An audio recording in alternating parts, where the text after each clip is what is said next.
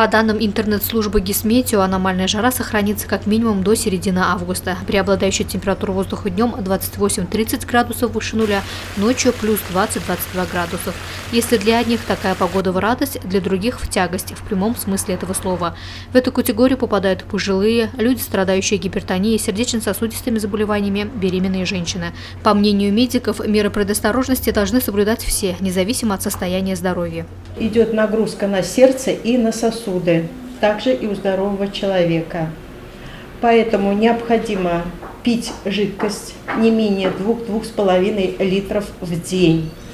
Также уменьшить физические и эмоциональные нагрузки, принимать ванны охлаждающие такие, но не холодные, потому что обливание холодной водой ведет к спазму сосудов и может ухудшить состояние.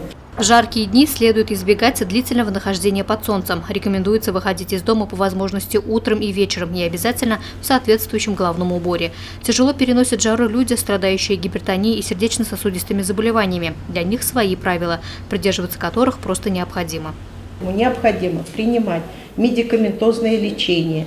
И даже во время жары мы рекомендуем повышать дозу каких-то гипотензивных препаратов, то есть те, которые снижают давление. Но это нужно тоже советоваться с врачом.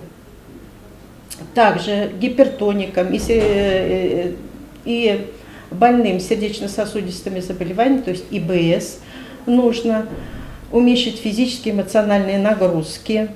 Также в рационе питания исключить мясные продукты, кондитерские изделия и принимать фрукты, ягоды, то есть фрукты, ягоды с большим содержанием воды. Правила довольно простые и не требуют дополнительных затрат. Достаточно не пренебрегать ими, и лето подарит вам хорошее настроение, приятные впечатления, бодрость и энергию до следующего сезона. Луиза Мустафина, Олег Кадыров, Гульгина Раскильдина, телекомпания СТВ.